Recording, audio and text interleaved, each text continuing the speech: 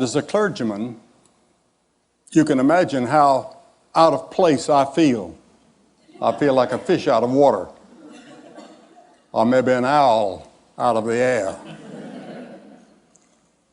I was preaching in San Jose some time ago, and my friend Mark Kwame, who helped introduce me to this conference, brought several CEOs and leaders of some of the companies here in the Silicon Valley to have breakfast with me, or I with them. And I was so stimulated and had such, it was an eye-opening experience to hear them talk about the world that is yet to come through technology and science.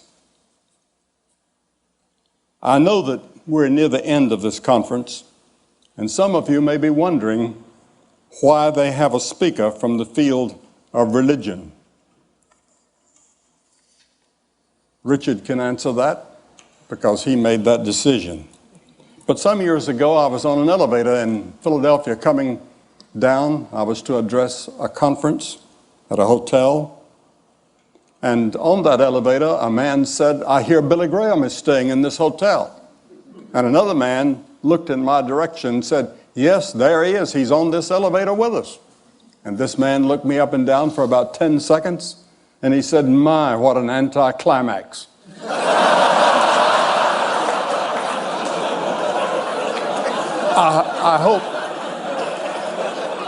I hope that you won't feel that these few moments with me is an anticlimax. After all this tremendous talks that you've heard and addresses, which I intend to listen to every one of them. But I was on an airplane in the East some years ago, and the man sitting across the aisle from me was the mayor of Charlotte, North Carolina. His name was John Belk. Some of you would probably know him. And there was a drunk man on there, and he got up out of his seat 2 or 3 times, and he was making everybody upset by what he was trying to do, and he was slapping the stewardess and pinching her as she went by, and everybody was upset with him. And finally, John Belk said, "Do you know who's sitting here?" And the man said, "No, who?" He said, "It's Billy Graham, the preacher." He said, "You don't say." And he turned to me and he said, "Put her there." He said, "Your sermons have certainly helped me."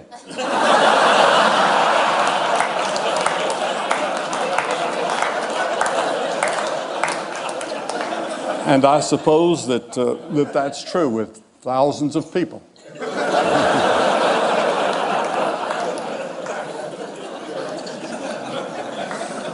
I know that as you have been peering into the future, and as we've heard some of it here tonight, I would like to live in that age and see what is going to be. But I won't, because I'm 80 years old. This is my 80th year. And I know that my time is brief. I have phlebitis at the moment in both legs.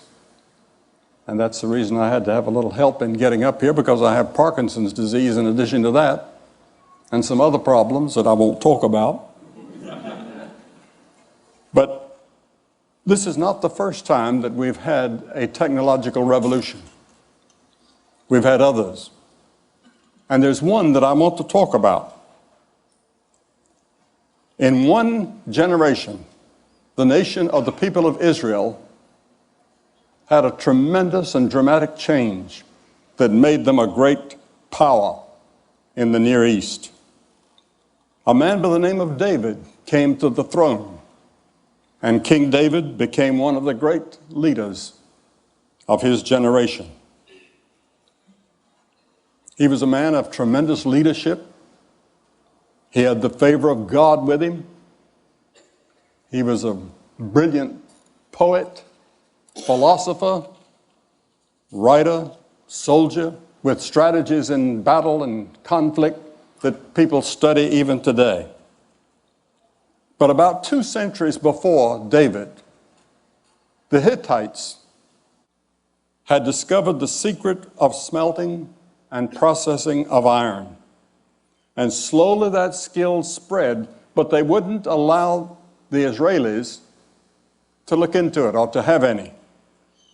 But David changed all of that, and he introduced the Iron Age to Israel. And the Bible says that David laid up great stores of iron, in which archaeologists have found that in present-day Palestine, there are evidences of that generation.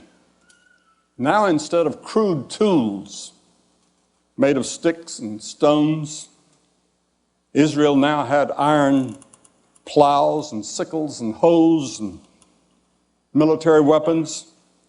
And in the course of 1 generation, Israel was completely changed.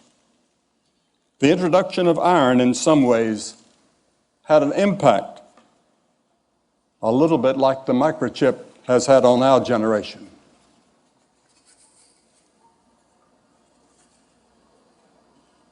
And David found that there were many problems that technology could not solve. There were many problems still left, and they're still with us, and you haven't solved them. And I haven't heard anybody here speak to that.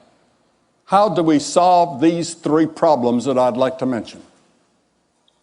The first one that David saw was human evil. Where does it come from? How do we solve it? Over again and again in the Psalms, which Gladstone said was the greatest book in the world, David describes the evils of the human race. And yet he says, He restores my soul. Have you ever thought about what a contradiction we are? On one hand, we can probe the deepest secrets of the universe and dramatically push back the frontiers of technology, as this conference vividly demonstrates. We've seen under the sea, or 3 miles down, or galaxies hundreds of billions of years out in the future. But on the other hand, something is wrong. Our battleships, our soldiers are on a frontier now almost ready to go to war with Iraq. Now, what causes this? Why do we have these wars in every generation and in every part of the world, and revolutions? We can't get along with other people, even in our own families. We find ourselves in the paralyzing grip of self-destructive habits we can't break. Racism and injustice and violence sweep our world, bringing a tragic harvest of heartache and death. Even the most sophisticated among us seem powerless to break this cycle. I would like to see Oracle take up that, or some other technological geniuses work on this. How do we change man so that he doesn't lie and cheat, and our newspapers are not filled with stories of fraud in business or labor or athletics or wherever? The Bible says the problem is within us, within our hearts and our souls. Our problem is that we're separated from our Creator, which we call God. And we need to have our souls restored, something only God can do. Jesus said, "For out of the heart come evil thoughts, murders, sexual immorality, theft, false testimony, slander." The British philosopher Bertrand Russell was not a religious man, but he said, it's in our hearts that the evil lies, and it's from our hearts that it must be plucked out. Albert Einstein, I was just talking to someone when I was speaking at Princeton, and I met Mr. Einstein. He didn't have a doctor's degree because he said nobody was qualified to give him one. But he made this statement. He said, it's easier to denature plutonium than to denature the evil spirit of man. And many of you, I'm sure, have thought about that and puzzled over it. You've seen people take beneficial technological advances, such as the internet we've heard about tonight, and twist them into something corrupting. You've seen brilliant people devise computer viruses that bring down whole systems. The Oklahoma City bombing was simple technology, horribly used. The problem is not technology. The problem is the person or persons using it. King David said that he knew the depths of his own soul. He couldn't free himself from personal problems and personal evils that included murder and adultery. Yet King David sought God's forgiveness and said, you can restore my soul. You see, the Bible teaches that we're more than a body and a mind. We are a soul. And there's something inside of us that is beyond our understanding. That's the part of us that yearns for God or something more than we find in technology. Your soul is that part of you that yearns for meaning in life and which seeks for something beyond this life. It's the part of you that yearns really for God. I find young people all over the world are searching for something. They don't know what it is. I speak at many universities, and I have many questions and answer periods, and whether it's Cambridge or Harvard or Oxford, I've spoken at all those universities. I'm going to Harvard in about 2 months from now to give a lecture. And I'll be asked the same questions that I was asked the last few times I've been there. And it'll be on these questions. Where did I come from? Why am I here? Where am I going? What's life all about? Why am I here? Even if you have no religious belief, there are times when you wonder that there's something else. Thomas Edison also said, when you see everything that happens in the world of science and in the working of the universe, you cannot deny that there's a captain on the bridge. I remember once I sat beside Mrs. Gorbachev at a White House dinner. I went to Ambassador Dobrynin, whom I knew very well, and I'd been to Russia several times, under the communists, and they'd given me marvelous freedom that I didn't expect. And I knew Mr. Dobrynin very well, and I said, I'm going to sit beside Mrs. Gorbachev tonight. What should I talk to her about? And he surprised me with the answer. He said, talk to her about religion and philosophy. That's what she's really interested in. I was a little bit surprised, but that evening, that's what we talked about. And it was a stimulating conversation. And afterwards she said, you know, I'm an atheist, but I know that there's something up there higher than we are. The second problem that King David realized he could not solve was the problem of human suffering. Writing the oldest book in the world was Job. And he said, man is born into trouble as the sparks fly upward. Yes, to be sure, science has done much to push back certain types of human suffering. But in a few months, I'll be 80 years of age. I admit that I'm very grateful for all the medical advances that have kept me in relatively good health all these years. My doctors at the Mayo Clinic urged me not to take this trip out here to be here. I haven't given a talk in nearly 4 months. And when you speak as much as I do, 3 or 4 times a day, you get rusty. That's the reason I'm using this podium and using these notes. Every time you ever hear me on the television or somewhere, I'm ad-libbing. I'm not reading. I never read an address. I never read a speech or a talk or a lecture. I talk ad lib. But tonight I've got some notes here so that if I begin to forget, which I do sometimes, I've got something I can turn to. But even here among us, in the most advanced society in the world, we have poverty.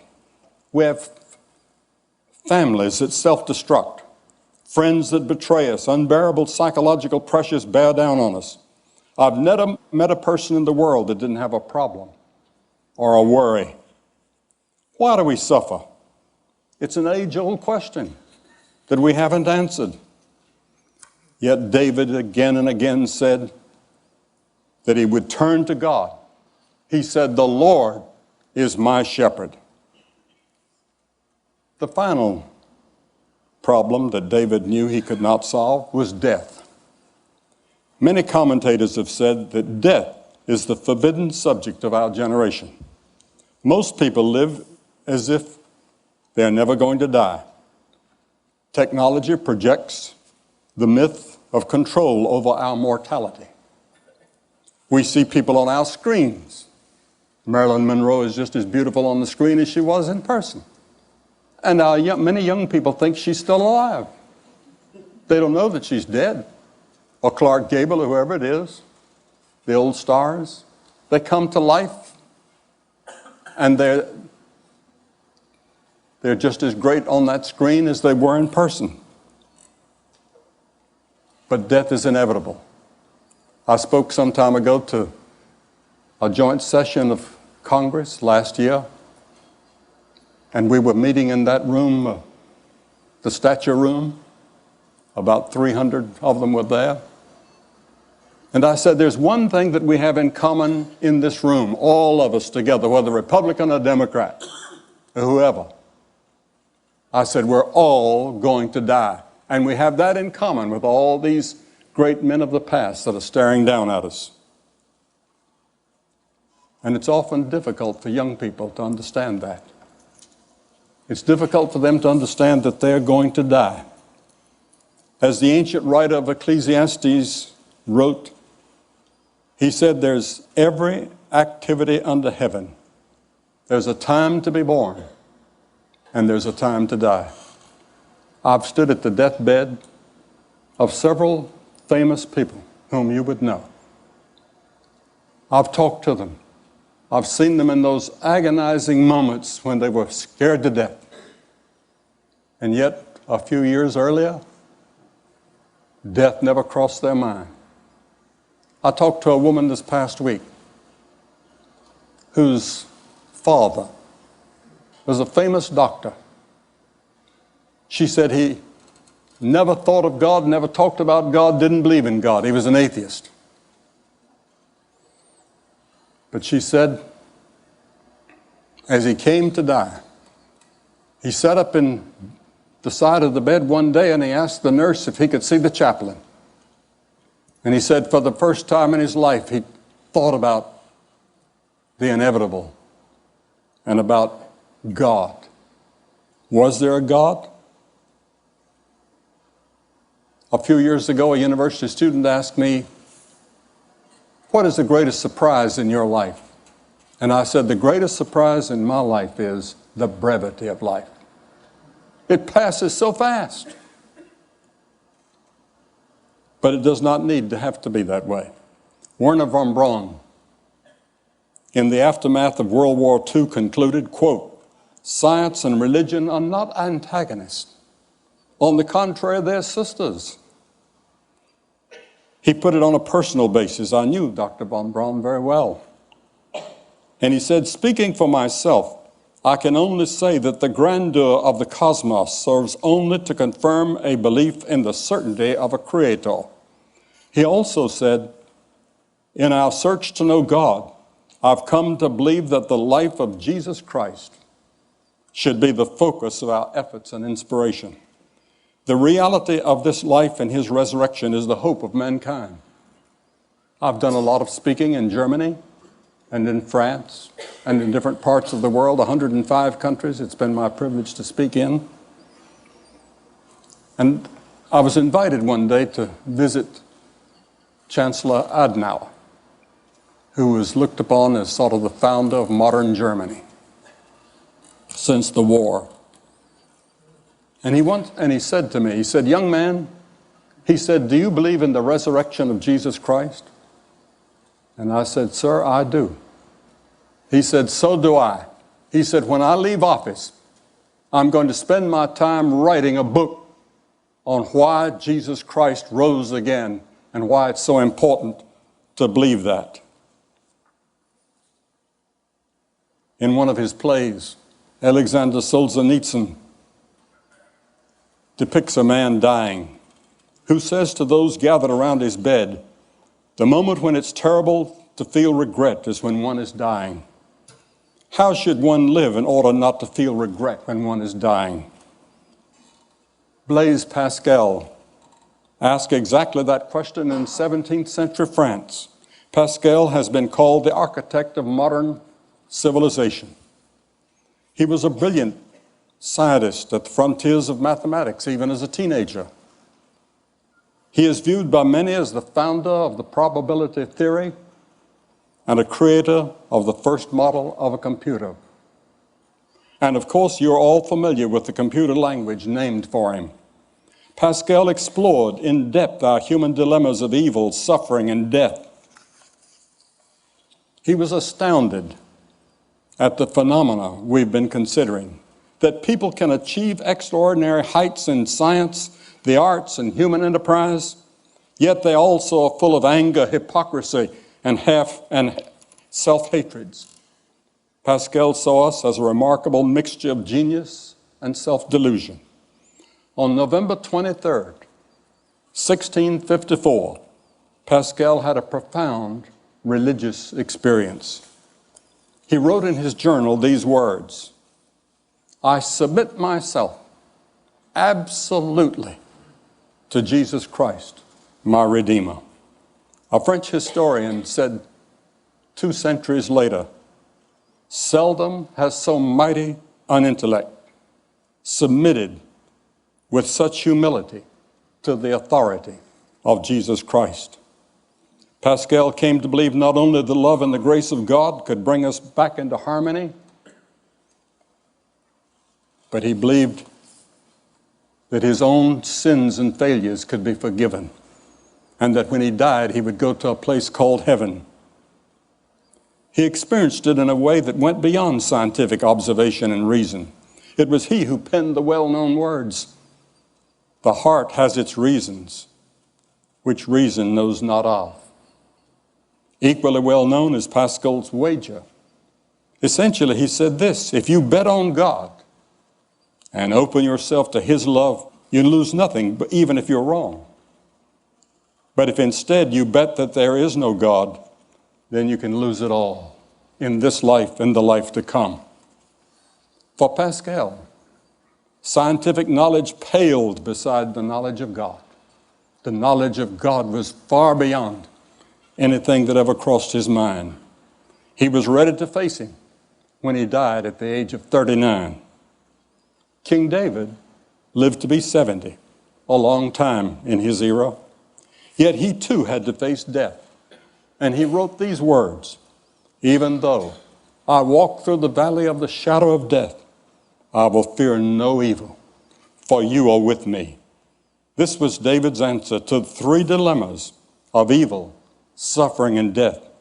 It can be yours as well as you seek the living God and allow him to fill your life and give you hope for the future. When I was 17 years of age, I was born and reared on a farm in North Carolina. I milked cows every morning and had to milk the same cows every evening when I came home from school. And there were 20 of them that I was responsible for. And I worked on a farm and tried to keep up with my studies. I didn't make good grades in high school. I didn't make them in college until something happened in my heart. One day I was face to face with Christ. He said, I'm the way, the truth, and the life. Can you imagine that? I am the truth. I'm the embodiment of all truth. He was a liar. Or he was insane. Or he was what he claimed to be. Which was he? I had to make that decision. I couldn't prove it. I couldn't take it to a laboratory and experiment with it. But by faith, I said, I believe him. And he came into my heart and changed my life. And now I'm ready when I hear that call to go into the presence of God. Thank you, and God bless all of you.